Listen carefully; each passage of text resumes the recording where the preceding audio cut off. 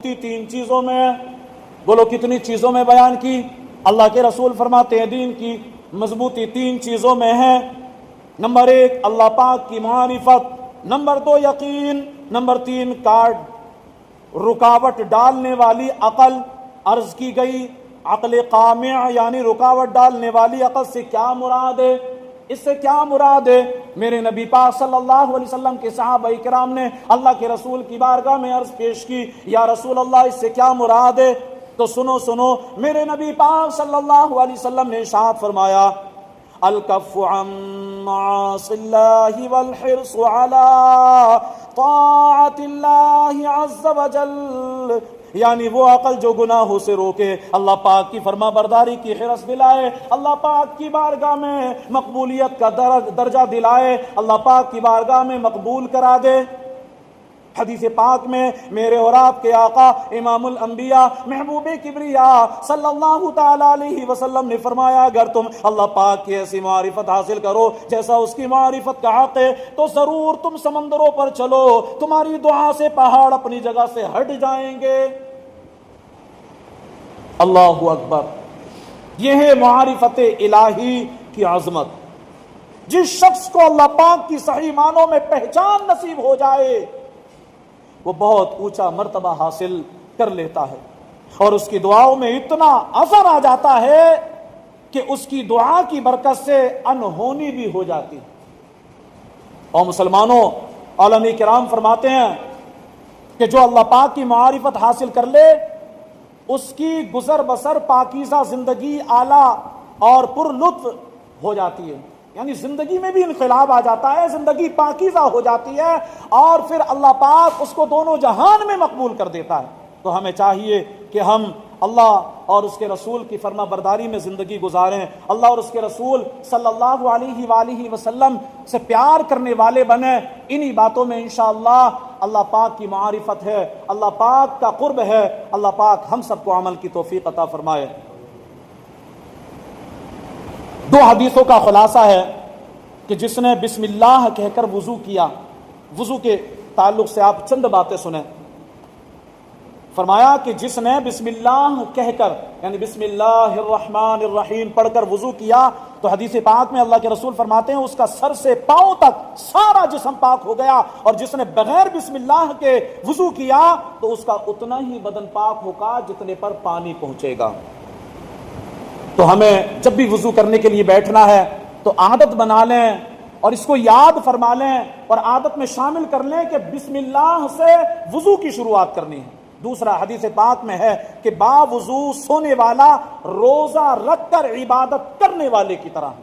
واہ سبحان اللہ، ایک مومن کی شان دیکھیے، ایک مومن کی آن دیکھیے کہ جب وہ سنت مصطفیٰ کو گلے سے لگاتا ہے، رسول پاک صلی اللہ علیہ وسلم کی سنتوں سے جی لگاتا ہے تو اللہ پاک مرتبہ کتنا بلند فرماتا ہے کہ بندہ جب سنت کے مطابق وضو کر کے لیٹتا ہے تو وہ روزہ رکھ کر عبادت کرنے والے کی طرح پوری رات عبادت میں لکھا جاتا ہے۔ اللہ اکبر۔ اور آگے سنیے، مدینے کے تاجدار دو عالم کے مالک و مختار صلی اللہ علیہ وسلم نے فرمایا، سیدنا حضرت انس رضی اللہ تعالیٰ عنہ سے میرے نبی پاک صلی اللہ علیہ وسلم نے فرمایا بیٹا اگر تم ہمیشہ باوضو رہنے کی استطاعت رکھو تو ایسا ہی کرو، کیونکہ ملک الموت جس بندے کی روح حالت وضو میں قبض کرتا ہے اس کے لیے شہادت لکھ دی جاتی ہے۔ کیا یہ کم مرتبہ ہے ایک مومن کے لیے کہ بندہ شہادت کی موت مرے، اس کو شہادت کی موت آئے؟ بہت بڑی عظمت اور بزرگی والی بات ہے۔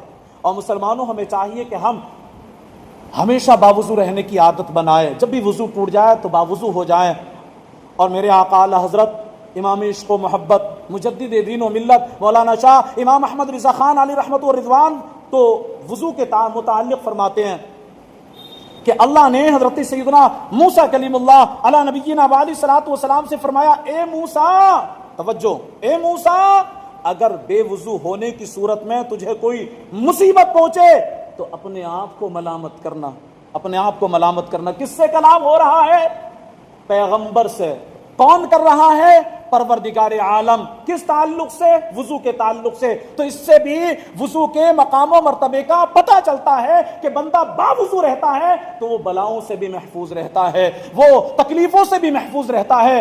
تو پتہ چلا کہ وضو میں شفا بھی ہے، وضو میں شفا بھی ہے، وضو میں بلاؤں سے محفوظی بھی ہے، تو ہمیں باوضو رہنے کی عادت بنائیے۔ اور آگے چلیں، میرے آقا اعلی حضرت امام اہل سنت رحمت اللہ تعالی علیہ فرماتے ہیں، بعض عارفین نے فرمایا جو ہمیشہ باوضو رہے اللہ پاک اس کو 7 فضیلتیں عطا فرماتا ہے۔ بولو کتنی فضیلتیں؟ بلند آواز سے بولیں، 7 فضیلتیں عطا فرماتا ہے۔ اب سنیں آپ، اور سن کر کے اس کو عمل میں بھی لانے کی کوشش کریں۔ نمبر 1، جو باوضو رہتا ہے ملائکہ اس کی صحبت میں رغبت رکھتے ہیں، یعنی محبت کرتے ہیں۔ ملائکہ یعنی اللہ کی نوری مخلوق، فرشتے اس کی صحبت میں یعنی اس کے ساتھ رہنے میں محبت محسوس کرتے ہیں، محبت کے ساتھ رہتے ہیں۔ نمبر 2، قلم اس کی نیکیاں لکھتا رہتا ہے، رکتا نہیں۔ جو باوضو رہتا ہے، جو باوضو رہتا ہے، قلم اس کی نیکیاں مسلسل لکھتا رہتا ہے۔ اور نمبر 3، اس کے اعضاء تسبیح بیان کرتے ہیں اللہ کی۔ جو باوضو رہتا ہے اس کے اعضاء اللہ کی تسبیح بیان کرتے ہیں۔ اور نمبر 4، اس سے تکبیر اولیٰ کبھی فوت نہیں ہوتی۔ اور آگے چلیں، نمبر 5، جب سوئے اللہ تعالیٰ کچھ فرشتے بھیجے کہ جن و انس کے شر سے اس کی حفاظت کرے۔ جو باوضو ہو کر سوتا ہے اللہ پاک اس کے لیے اپنی رحمت کے فرشتے بھیجتا ہے کہ اس کا رات کے وقت میں، سوتے وقت میں اس کی حفاظت کرنے، شریر جنات سے اور شریر انسانوں سے۔